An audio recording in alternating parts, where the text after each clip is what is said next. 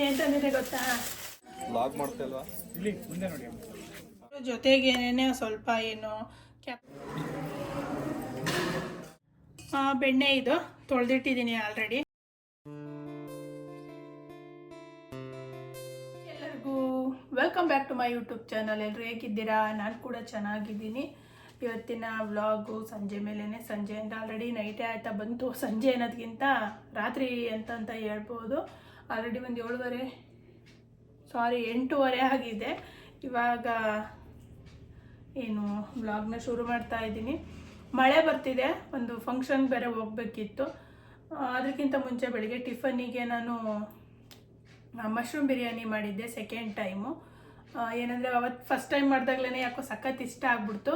ನೋಡೋಣ ಆವಾಗವಾಗ ಆವಾಗವಾಗ ಮಾಡ್ಕೊಂಡು ತಿನ್ನಬೇಕು ಅಂತ ಅನ್ನಿಸ್ತು. ನೋಡೋಣ ಅಲ್ಲ, ಫಸ್ಟ್ ಟೈಮ್ ಮಾಡಿದಾಗ್ಲೇ ತುಂಬ ಚೆನ್ನಾಗಿ ಬಂದಿತ್ತು. ಮತ್ತು ಟೇಸ್ಟ್ ಕೂಡ ಅಷ್ಟೇ ಇಷ್ಟ ಆಯಿತು ಎಲ್ಲರಿಗೂ. ಅರಿಗೆ, ನನಗೆ, ಭುವನಿಗೆ ಎಲ್ಲರಿಗೂ ಇಷ್ಟ ಆಯಿತು.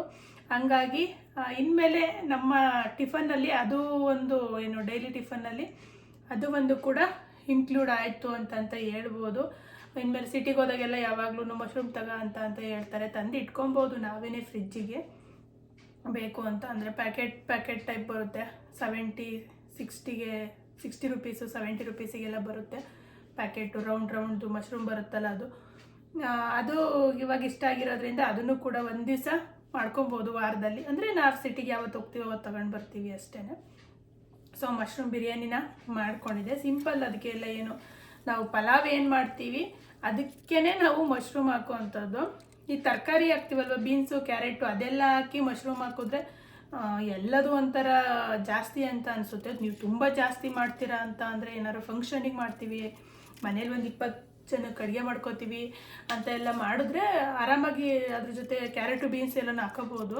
ಆದರೆ ಮನೇಲೇ ಮಾಡುವಾಗ ಕ್ಯಾರೆಟು, ಬೀನ್ಸು, ಮಶ್ರೂಮು, ಆಮೇಲೆ ಅದ್ರ ಜೊತೆ ಬಟಾಣಿ ಅದೆಲ್ಲ ಹೆವಿ ಅಂತ ಅನಿಸುತ್ತೆ. ಹಾಗಾಗಿ ಬಟಾಣಿ ಮತ್ತು ಮಶ್ರೂಮ್ನ ಟ್ರೈ ಮಾಡಿ ನೋಡಿ. ಅದು ಎರಡೇ ಹಾಕಿ, ಇನ್ನೇನು ಜಾಸ್ತಿ ಏನೂ ಬೇಕಾಗಲ್ಲ.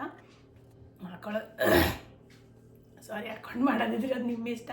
ಪಲಾವ್ ಜೊತೆಗೇ ಮಶ್ರೂಮ್ ಹಾಕಿದ್ರೂ ಕೂಡ ಚೆನ್ನಾಗುತ್ತೆ. ಬರೀ ಮಶ್ರೂಮ್ ಹಾಕಿ ನೀವು ಮಾಡ್ಕೊಳ್ಳೋದು ಅಂದರೆ ಬಿರಿಯಾನಿ ಟೈಪ್ ಮಾಡಿಕೊಂಡ್ರೆ ಅದು ಇನ್ನೂ ಚೆನ್ನಾಗಿರುತ್ತೆ. ಟೇಸ್ಟ್ ಮಾತ್ರ ತುಂಬಾ. ಸೊ ನಾವಂತೂ ಮಶ್ರೂಮ್ ಬಿರಿಯಾನಿಗೆ ನಾವು ನಮ್ಮ ಫ್ಯಾಮಿಲಿ ಎಲ್ಲ ಫಿದಾ ಆಗಿಬಿಟ್ಟಿದ್ದೀವಿ ಅಂತ ಹೇಳ್ಬೋದು.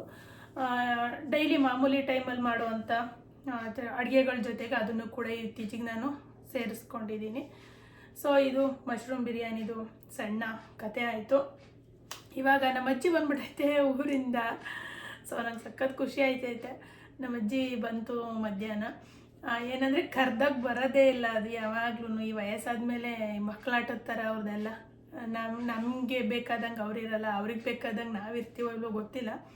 ನಾವು ಇರಲ್ಲ, ನಮಗೆ ಬೇಕಾದಂಗೆ ಅವರಿರಲ್ಲ, ಅವ್ರಿಗೆ ಬೇಕಾದಂಗೆ ನಾವಿರಲ್ಲ. ಅದೇ ಜೀವನ. ತುಂಬ ಸಲ ಏನಾರ ಫಂಕ್ಷನ್ನು ಅದು ಇದು ಹಬ್ಬ ಅಂತೆಲ್ಲ ಕರೆದ್ರೆ ಬರೋದಿಲ್ಲ ಅದು. ಇವತ್ತು ಅದೇ ಬಂದ್ಬಿಟ್ಟೈತೆ. ಫೋನ್ ಮಾಡಿ ಬರ್ತಾಯಿದ್ದೀನಿ ಕಣ್ಮಗ ಅಂತು. ಸರಿ ಬಾರವ ಅಂತ ಅಂದೆ. ಈಗ ಸಂಜೆಲಿ ಬಂತು. ಆಲ್ರೆಡಿ ಒಂದು ಟೈಮ್ ನೋಡಿಲ್ಲ ನಾನು, ಸಂಜೆ ಆಗಿತ್ತು ಒಟ್ಟಿಗೆ 4 ಗಂಟೆ 5 ಗಂಟೆ ಮೇಲೆ ಆಗಿತ್ತೇನೋ ಅನಿಸುತ್ತೆ. 4 ಗಂಟೆ 5 ಗಂಟೆ ಆಗಿರ್ಬೋದು. ಆಗ ಬಂತು ಒಟ್ಟಿಗೆ. ನಮ್ಮ ಅಜ್ಜಿ ಬಂದಿತ್ತೆ ಇವಾಗ. ಆಲ್ರೆಡಿ ಇವಾಗ ಮಲಗೈತೆ. ಬಂದಿದ್ದೊಂದು ಕ್ಲಿಪ್ಪಿಂಗ್ಸ್ ಇದೆ, ಹಂಗೆ ಹಾಕ್ತೀನಿ. ಬಂದ ತಕ್ಷಣ ಶುರು ಮಾಡ್ತೈತೆ. ಅದ್ಯಾಕೆ ಹಂಗಿಟ್ಟಿದೀಯಾ, ಇದ್ಯಾಕೆ ಹಿಂಗಿಟ್ಟಿದೀಯಾ, ಕಲ್ಲೊಳೆ ಹಾಕಿ ನೆಟ್ಟಗೆ ಮಾಡಿಟ್ಟಿದೀಯಾ, ಅದು ಅಡ್ಡಡ್ಡನೇ ಇಡಬೇಕು, ಹಂಗೆ ಹಿಂಗೆ ಅಂತ ನಾನು ಅಂತ ಮುಗ್ಕೊಂಡಿದ್ದಾಯಿತು. ಸೊ ಅದೊಂದು ಸಣ್ಣ ಕ್ಲಿಪ್ಪಿಂಗ್ ಇದೆ, ಅದು ಹಾಕ್ತೀನಿ ನೋಡಿ. ಆಮೇಲೆ ಮತ್ತೆ ವಿಡಿಯೋನ ಕಂಟಿನ್ಯೂ ಮಾಡೋಕ್ಕೆ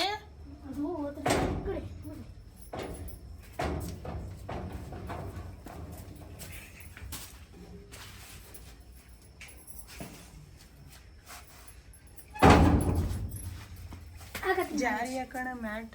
ಈಗ ಬಂದ್ರ ಇಷ್ಟ ತನಕ ಕಾದು ಸಾಕಾಗಿ ಸುಸ್ತಾದು. ಮಳೆ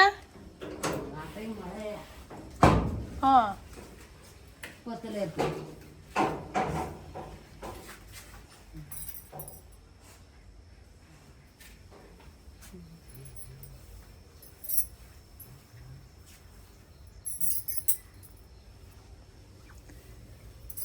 ಕಲ್ಲರ್ ಹಂಗಿಟ್ಟಿದ್ರಲ್ವ ಮಳೆಗಾಲದಲ್ಲಿ ಇದಾದೈತೆ ಅಂತ. ನೀರ್ ನಿಂತ್ಕೊಂಡ್ರೆ ಇದು ಮಾಡೋದು ಯಾವ್ದ ತೋಡೋದು. ಅಲ್ಲ, ಅಯ್ಯೋ ಆಗ ಮಳೆ ಹಿಡ್ದಿತ್ತಲ್ಲ ಫುಲ್ ಎಲ್ಲವ ಒಂಥರ ಹಸಿರು ಬಂದಂಗೆ ಆಗಿತ್ತು. ಅದಕ್ಕೆ ಹಂಗೆ ಹೊರ ಮಾಡೋದು ಈ ಕಡೆಗೆ ಒಂದು ಕಡೆಗೆ. ಬಸ್ ಯಾವ್ದಕ್ಕೆ ಬಂದ್ರಿ? ಬಸ್ ಇದು ಯಾಗಪ್ಪ ಬಯಲೇಡಿ ಗಾಡಿ. ನಡ್ರಿ ಒಳಿಕೆ ಕೈಕಾಲು ತಗೊಳ್ಳಿ. ಟಿಪ್ಪಿಂಗ್ಸ್ ನೋಡ್ಕೊ ಬಂದ್ರಿ ಅಲ್ವಾ. ಇವಾಗ ಅಜ್ಜಿ ಬಂದಿದ್ದು ಹಂಗೇನೆ ಅಲ್ಲಿ ಭುವನು ಒಂದು ಸ್ಟವ್ ಮೇಲೆ ಸಣ್ಣ ಕುಕ್ಕರ್ ಇಟ್ಕೊಂಡಿದ್ನಲ್ಲ, ಅದು ಪಾಪ್ಕಾರ್ನ್ ಮಾಡ್ತಾ ಇದ್ದ. ಆ್ಯಕ್ಚುಲಿ ನಾನು ವಿಡಿಯೋ ಮಾಡಬೇಕು ಅಂತಂತ ಹೇಳಿದ್ದೆ, ಆದ್ರೂ ಅದು ಸ್ವಲ್ಪ ಮಾಡ್ಕೊಂಡು ತಿಂತಾ ಇತ್ತು ಹೊತ್ತಾಗಿ. ನಾನು ಸುಮ್ಮನೆ ಅದೇ ತಲೆ ಕೆಡಿಸ್ಕೊಳ್ಳಿಲ್ಲ. ನಾಳೆ ಯಾವಾಗಲಾದ್ರೂ ಮಾಡುವಾಗ ವಿಡಿಯೋ ಮಾಡ್ಕೊಬೇಕು. ಏನಂದರೆ ಒಂಚೂರು ಉಪ್ಪು ಖಾರ ಪುಡಿ ಹಾಕ್ಬಿಟ್ಟು ಎಣ್ಣೆ ಹಾಕ್ಬಿಟ್ಟು ಪಾಪ್ಕಾರ್ನಿನ ಜೋಳ ಬರುತ್ತಲ್ಲ ಅದ್ರದ್ದು ತಂದಿದ್ವಿ ನಾವು. ನೆನ್ನೆ ಅನಿಸುತ್ತೆ, ನೆನ್ನೆ ಮಾಲ್ಗೆ ಹೋಗಿದ್ವಿ, ಸ್ವಲ್ಪ ದಿನಸಿ ಐಟಮ್ ತಗೊಬರೋಕ್ಕೆ ಅಂತ ಹೋಗಿದ್ದೆ ನಾನು. ಸೊ ಹಂಗಾಗಿ ತಗೊಂಡು ಬಂದಲ್ಲ, ಆವಾಗ ಒಂದು ಪ್ಯಾಕೆಟ್ ಜೋಳದ ಇದನ್ನ ತೊಗೊಂಡು ಬಂದ್ವಿ. ಅದೇ ಪಾಪ್ಕಾರ್ನ್ ಆಗುತ್ತಲ್ವ ಜೋಳದ ಪುರಿ, ಅದನ್ನ ತಗೊಂಡು ಬಂದಿದ್ವಿ. ಅದನ್ನ ಹಾಕೊಂಡು ಮಾಡ್ಕೊಂಡು ತಿಂತಾಯಿದ್ದೆ ಸ್ವಲ್ಪ. ಇನ್ನು ನಮ್ಮ ಅಜ್ಜಿ ಊರಿಂದ ಬರುವಾಗ ಹಂಗೇನೆ ಏನು ತಂದಿದೆ ಗೊತ್ತಾ? ಎಳ್ಳಿಕಾಯಿ ತಂದ್ಬಿಟ್ಟೈತೆ. ಎಳ್ಳಿಕಾಯಿ ತಗೊಬಂದೈತೆ. ಸೊ ಸುಮಾರಿದೆ, ಒಂದು 2 kg ಮೇಲೈತೆ. ಏನಂದರೆ ನಂಗೆ ಉಪ್ಪಿನಕಾಯಿ ಮಾಡೋಕ್ಕೆ ಬರೋಲ್ಲ. ನಮ್ಮ ಅಜ್ಜಿ ಎಳ್ಳಿಕಾಯಿ ತಗೊಬಂದೈತೆ. ಯಾಕೆ ಅಂತಂದರೆ ಗೊತ್ತಿಲ್ಲ ನನಗೆ, ಕೇಳಬೇಕದು ಮಲಗೈತೆ. ನಾನು ಅದಿದು ಅಂತ ಮಾಡ್ತಾಯಿದ್ದೆ. ಸೊ ಹಂಗಾಗಿ ಡಿಸ್ಟರ್ಬ್ ಮಾಡಬಾರ್ದು ವಿಡಿಯೋ ಮಾಡುವಾಗ. ನಾನು ಹೇಳಿದ್ನ ನಿನಗೆ, ನೀನು ಕರೆದ್ನ ನಾನು.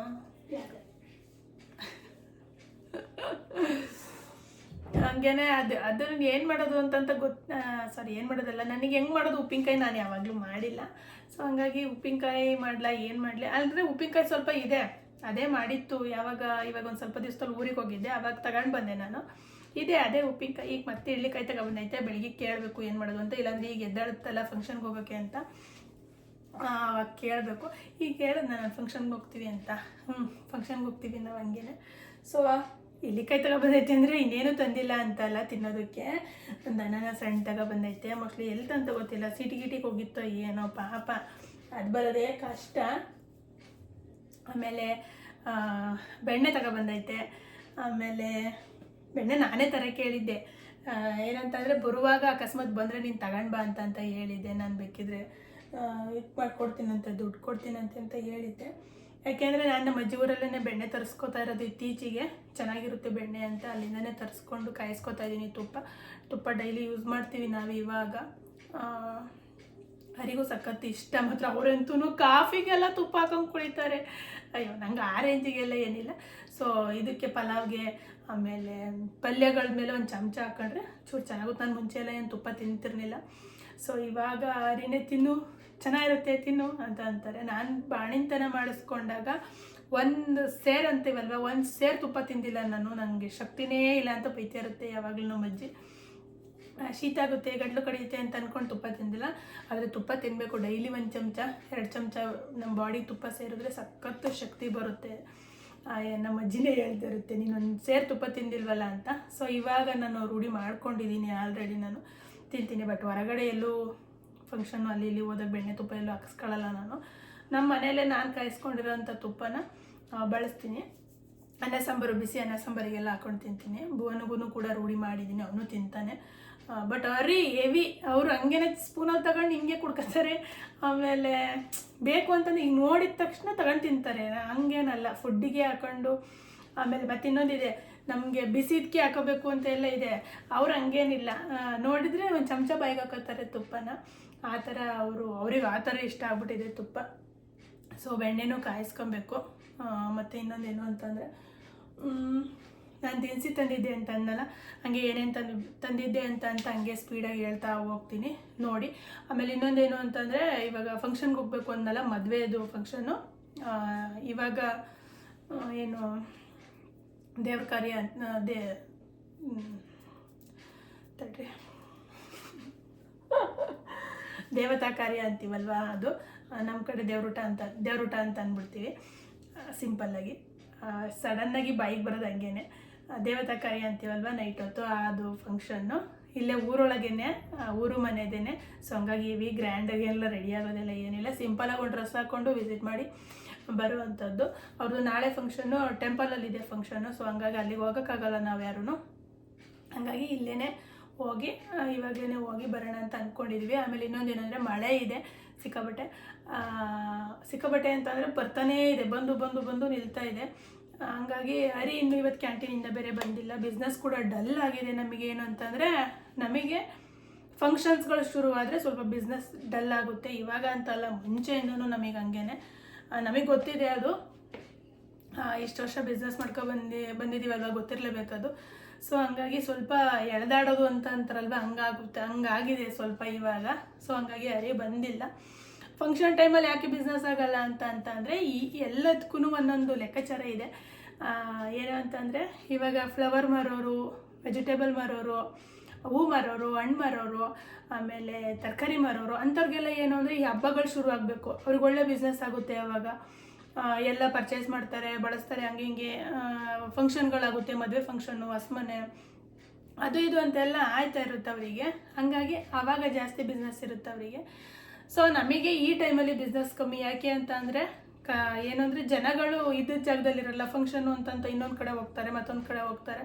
ಸೊ ಇವಾಗ ನಮಗೆ ಯಾವ್ದಾದ್ರು ಒಂದು ಹತ್ರದ್ದು ಪರಿಚಯದ ಮದುವೆ ಅಂತ ಅಂದರೆ ನಾವೇನು ಮಾಡ್ತೀವಿ, ಹೋಗ್ತೀವಿ, 1 ದಿವಸ 2 ದಿವಸ ಅಲ್ಲೇ ಸ್ಪೆಂಡ್ ಮಾಡಿ ಬರ್ತೀವಿ. ಸೊ ಹಂಗಾಗಿ ನಮಗೇನೋ ಇಲ್ಲೇನೋ ಒಂದು ಪಾನಿಪುರಿ ತಿನ್ನಬೇಕು ಅಂತ ಆಸೆ ಇರುತ್ತೆ. ಸೊ ನಾವು ಹೋಗಲ್ಲ, ನಾವು ಇದ್ದ ಜಾಗದಲ್ಲೇ ಇರಲ್ಲ. ಈ ಥರ ಬಿಸ್ನೆಸ್ಸು ಒಂದು ಲೈನ್ ಅಂತ ಹೇಳ್ಬೋದು. ನಮಗೆ ಈ ಟೈಮು ಇವಾಗೇನು ಹಬ್ಬಗಳು ಮತ್ತು ಏನು ಮದುವೆ ಫಂಕ್ಷನ್ಸ್ಗಳು, ಹೊಸ್ಮನೆ, ಆ ಥರ ಟೈಮಲ್ಲೆಲ್ಲ ನಮಗೆ ಬಿಸ್ನೆಸ್ ಡಲ್ ಆಗುತ್ತೆ. ಅಲ್ಲದೆ ನಾನ್ ವೆಜ್ ಬೇರೆ ಆಗಿರೋದ್ರಿಂದ ಇನ್ನು ಸುಮಾರು ಜನ ಬಿಟ್ಟೇ ಬಿಡ್ತಾರೆ. ಫಂಕ್ಷನ್ಸ್ ಇರುತ್ತೆ ಅಂತ ಮಾಡೋಂಗಿಲ್ಲ, ತಿನ್ನೋಂಗಿಲ್ಲ ಅಂತೆಲ್ಲ ಬಿಟ್ಬಿಡ್ತಾರೆ. ಸೊ ಅದು ಒಂದು. ಇಲ್ಲ ಅಂತಂದರೆ ಕೆಲವೊಂದು ಟೈಮ್ ಫಂಕ್ಷನ್ಸ್ಗಳೇನು ಇರೋಲ್ಲ, ಆ ಟೈಮಲ್ಲಿ ನಮಗೆ ಒಳ್ಳೆ ಬಿಸ್ನೆಸ್ ಆಗುತ್ತೆ ನಿಜ ಹೇಳಬೇಕು ಅಂತಂದರೆ. ಏಕೆಂದರೆ ಯಾರೂ ಎಲ್ಲೂ ಹೋಗ್ತಾ ಇರಲ್ಲ. ಫಂಕ್ಷನ್ಸ್ಗಳಿದ್ರೆ 1 ದಿವಸ 2 ದಿವಸ 3 ದಿವಸ ಎಲ್ಲ ಅಲ್ಲೆಲ್ಲೇ ಫಂಕ್ಷನಲ್ಲೇ ಊಟ ಅದು ಇದು ಅಂತೆಲ್ಲ ಅವ್ರಿಗೆ ಆಗ್ತಾ ಇರುತ್ತೆ. ಬಿಸ್ನೆಸ್ ಬಗ್ಗೆ ಹೇಳ್ಬೇಕು ಅಂತಂದರೆ ಹಂಗಾಗಿ ನಮಗಿವಾಗ ಡಲ್ಲಾಗಿದೆ ಬಿಸ್ನೆಸ್ಸು. ಹಬ್ಬಗಳು ಬಂದರೆ ಏನು ಗೊತ್ತಾ, ಹಬ್ಬದ ಬೆಳಗ್ಗೆ ಹೊತ್ತು ವರ್ಷ ಮಾಡಿದ್ರೆ 1 ದಿವ್ಸಕ್ಕೆ ಮಾಡ್ಕೊತೀವ. 1 ದಿವ್ಸದ್ದು ಮಾಡಿದ್ದೇನೆ 2 ದಿವಸ 3 ದಿವಸ ಇಟ್ಕೊಂಡು ತಿನ್ನೋದು ಎಲ್ಲ ಮಾಡ್ತೀವಿ. ಸೊ ಹಂಗಾಗಿ ನಾವು ಹೋಟ್ಲಿಗೆ ಹೋಗ್ತೀವ, ಇಲ್ಲ ಅದೇ ಥರನೇ ನಮ್ಮದು ಕೂಡ. ಇವಾಗ ಹೇಳಿದ್ನಲ್ಲ, ಏನೇನು ದಿನಸಿ ತಂದೆ ನೋಡೋಣ. ಒಂದು ಸತಿ ಹಂಗೆ ಸಣ್ಣದಾಗಿ ಕ್ಲಿಪ್ಪಿಂಗ್ಸ್ ತೋರಿಸ್ತಾ ಹೋಗ್ತೀನಿ. ಆಮೇಲೆ ನಾವು ಫಂಕ್ಷನ್ಗೆ ಹೋಗ್ಬಿಟ್ಟು ಬರೋಣ. ಮಳೆ ಬರ್ತೈತೆ, ಅದೇ ಒಂದು ಕಷ್ಟ ಇವಾಗ ಹೋಗಿ ಬರೋದಕ್ಕೆ. ದಿನಸಿ ನೋಡೋದಕ್ಕೆ ಬನ್ನಿ. ಬೆಣ್ಣೆ ಇದು ತೊಳೆದಿಟ್ಟಿದ್ದೀನಿ ಆಲ್ರೆಡಿ, 2 ಸೇರಿತ್ತು, ಹಂಗಾಗಿ ತೊಳೆದಿಟ್ಟಿದ್ದೀನಿ. ಮಜ್ಜಿಗೆಲಿತ್ತಲ್ಲ, ಸ್ವಲ್ಪ ಮಜ್ಜಿಗೆದು ಫ್ಲೇವರ್ ಎಲ್ಲ ಜಾಸ್ತಿ ಇರುತ್ತೆ. ಹಂಗಾಗಿ 2 ಸತಿ ನೀರಲ್ಲಿ, ತಣ್ಣಗಿರೋ ನೀರಲ್ಲಿ ತೊಳಿಬೇಕು ಯಾವಾಗಲೂ ಬೆಣ್ಣೆನ. ಏನಾದ್ರು ಒಂಚೂರು ಮಾಮೂಲಿ ನಾರ್ಮಲಾಗಿರೋ ನೀರಲ್ಲಿ ತೊಳೆದ್ರೇ ಸ್ವಲ್ಪ ಏನಂದರೆ ಕರ್ಗ್ದಂಗೆ ಆಗುತ್ತೆ. ತಣ್ಣಗಿರಬೇಕು. ಇವಾಗ ಮಳೆ ಬೇರೆ ಬಂದಿತ್ತಲ್ಲ, ಹಂಗಾಗಿ ಮೇಲ್ಗಡೆ ಸಿಂಟೆಕಲ್ಲಿ ತಣ್ಣಗಾದಂಗೆ ಆಗಿದ್ದಾವೆ. ಅವೇ ಒಳ್ಳೆ ಫ್ರಿಜ್ ನೀರು ಇದ್ದಂಗಿದ್ದು. ಸ್ವಲ್ಪ ಹೊತ್ತು ಫ್ರಿಜ್ಜಿಗೆ ಇಟ್ಕೊಂಡು ತೊಳ್ಕೊಂಡ್ರೆ ಚೆಂದ ಇನ್ನೂ. ಸೊ ಬೆಣ್ಣೆ ಇದು ಕಾಯಿಸ್ಬೇಕು, ಇನ್ನೂ ಕಾಯಿಸಿಲ್ಲ ನಾನು. ಫ್ರೆಂಡ್ಸಂಗೆ ದಿನಸಿ ಏನೇನು ತಂದೆ ಅಂದರೆ ಕಡಲೆ ಹಿಟ್ಟು ಅಂತ ಇದ್ದೀನಿ. ಸೊ ಗೋಧಿ ಹಿಟ್ಟು ತಗೊಂಡು ಬಂದೆ. ಗೋಧಿ ಹಿಟ್ಟು ಲಾಸ್ಟ್ ಟೈಮ್ ನಾನೇ ಮನೆಯಲ್ಲೇ ಬಿಡಿಸ್ಕೊಂಡಿದ್ದೆ. ಯಾಕೋ ನಂಗೆ ಅದು ಒರಟಾಗಿ ಬರ್ತಿತ್ತು ಚಪಾತಿ. ಮತ್ತು ಇನ್ನೊಂದು ಏನಂದರೆ ಸಣ್ಣಗೆ ಬಿಡಿಸ್ಕೊಂಡು ಬಂದಿರಲಿಲ್ಲ, ಅದು ಒಂದು ಪ್ರಾಬ್ಲಮ್ ಇರ್ಬೋದು. ಸೊ ಹಂಗಾಗಿ ಸತಿಯತ್ತಾಗಿ ತಗೊಂಡು ಬಂದೆ. ಇದು ಎಷ್ಟು ಕೆಜಿ ಪ್ಯಾಕು? 5 ಕೆಜಿದು ಇದು. 5 ಕೆಜಿ ಗೋಧಿ ಹಿಟ್ಟು ತಗೊಂಡು ಬಂದೆ. ಇನ್ನು ಇವೆಲ್ಲ ಬೇಳೆಗಳು, ಹೆಸ್ರುಕಾಳು, ತೊಗರಿಬೇಳೆ ತಗೊಂಡೆ, ಹೆಸ್ರುಕಾಳು ತಗೊಂಡೆ, ಆಮೇಲೆ ಕಡಲೆ ಬೀಜ ತಗೊಂಡೆ, ಆಮೇಲೆ 1-2 ಪ್ಯಾಕೆಟ್ ಆಯಲ್ ತಗೊಂಡು ಬಂದೆ. ಹಾಗೇನೆ ಬಟಾಣಿ ತಗೊಂಡು ಬಂದೆ. ಫ್ರೆಂಡ್ಸ್, ನೀವು ಯಾರಾದ್ರೂ ಬಟಾಣಿ ಬಳಸ್ತಾ ಇದ್ದರೆ ಇದ್ರದ್ದು ಎಲ್ಲದೂ ಅಲ್ಲ, ಎಲ್ಲ ಪ್ರಾಡಕ್ಟು ಅಲ್ಲ, ಗುಡ್ ಲೈಫ್ ಅಂತ ಬರುತ್ತೆ. ಇದು ಚೆನ್ನಾಗಿರುತ್ತೆ. ಬಟಾಣಿ ನೆನೆಸಿದ ಮೇಲೆ ಫುಲ್ಲು ಸಾಫ್ಟಾಗಿ ನಾವು ಬಟಾಣಿ ಸುಳ್ದಾಕ್ತೀವಲ್ವ, ಆ ಥರನೇ ಬರುತ್ತೆ. ಕೆಲವೊಂದೊಂದು ಬಟಾಣಿ ನೆನೆಸಿದ್ರು ಒಂಥರ ಒರಟಾಗಿ ಗಟ್ಟಿಗಿರುತ್ತೆ, ತಿನ್ನೋದಕ್ಕೆ ಅಷ್ಟು ಚೆನ್ನಾಗಿರಲ್ಲ. ಸೊ ಇದನ್ನು ಬೇಕಾದ್ರೆ ತಂದು ಒಂದು ಸರಿ ಟ್ರೈ ಮಾಡಿ. ಎಲ್ಲದೂ ಕೆಲವೊಂದೊಂದಕ್ಕೆ ರೇಟ್ ತುಂಬ ಜಾಸ್ತಿ ಹಾಕಿರ್ತಾರೆ. ಸೊ ನಂಗೆ ಬಟಾಣಿ ಒಂದು ಇಷ್ಟ ಆಯಿತು ಈ ಕಂಪ್ನಿದು, ಹಂಗಾಗಿ ಇದೇ ತಗೊಬತ್ತೀನಿ ಇತ್ತೀಚೆಗೆ ಯಾವಾಗಲೂ. ದ್ರಾಕ್ಷಿ ತಗೊಂಡು ಬಂದೆ. ಆಮೇಲೆ ಇದು ಬನ್ಸಿ ರವೆ ಉಪ್ಪಿಟ್ಟು ಗೊತ್ತಲ್ಲ, ನಾನು ಮಾಡ್ತಾನೇ ಇರ್ತೀನಿ ಯಾವಾಗ್ಲೂ. ಆಮೇಲೆ ಇನ್ನೊಂದು 2 ಪ್ಯಾಕೆಟ್ ಆಯಲ್ಲು, ಹಂಗೇನೆ ಒಟ್ಟು 4 ಪ್ಯಾಕೆಟ್ ತಗೊಬಂದಿದ್ದಾರೆ ಆಯಲ್ಲು. ಸೊ ಇದ್ರ ಜೊತೆಗೇನೆ ಸ್ವಲ್ಪ ಏನು ಕ್ಯಾಪ್ಸಿಕಮ್ ತಗೊಬಂದಿದ್ದೀನಿ, ದಪ್ಪ ಮೆಣಸಿನ್ಕಾಯಿ, ಆಮೇಲೆ ಬದನೆಕಾಯಿ ತಗೊಬಂದಿದ್ದೀನಿ, ಮುಳ್ಗಾಯಿ ಅಂತೀವಲ್ವ ಅದೊಂಚೂರು ತಗೊಂಡು ಬಂದಿದ್ದೀನಿ. ಏನಾದರೂ ಪಲ್ಯನೋ ಇಲ್ಲ ಬಜ್ಜಿನೋ, ಕ್ಯಾಪ್ಸಿಕಮಲ್ಲಿ ಬಜ್ಜಿ ಮಾಡೋಣ ಅಂತ ಪ್ಲ್ಯಾನ್ ಇದೆ, ನೋಡಬೇಕು ನೆಕ್ಸ್ಟ್ ವ್ಲಾಗಲ್ಲಿ ಆದರೆ ಮಾಡಬೇಕು. ಇಷ್ಟು ತಗೊಂಡು ಬಂದೆ. ಏನಾದ್ರು ಅವಾಗ ಹೋಗಿ ತರ್ತಾ ಇರ್ತೀನಿ, ಎಲ್ಲನೂ ಒಂದೇ ಸತಿನೂ ತರಕ್ಕೆ ಹೋಗೋದಿಲ್ಲ. ಇಲ್ಲಿ ಮುಂದೆ ನೋಡಿ.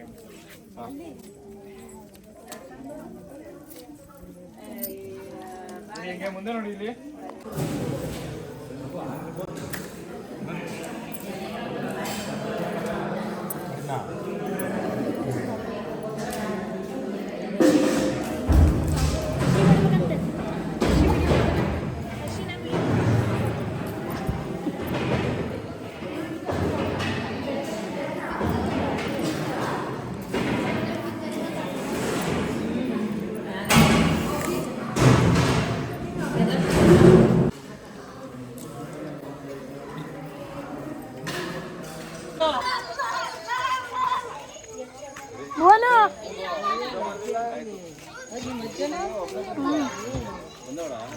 ಮಧ್ಯಾಹ್ನಕ್ಕೆ ಬಂತು. ನಿಮ್ಗೆ ಕಾಣ್ತಾ ಇಲ್ಲ, ನನಗೆ ನಾನೇ ಕಾಣಿಸ್ತೇನೆ. ಸೆಲ್ಫಿ ತಕ್ಕತ್ತೇನೆ ನಾನು. ಆಯ್ತು ತಕ್ಕಳವ.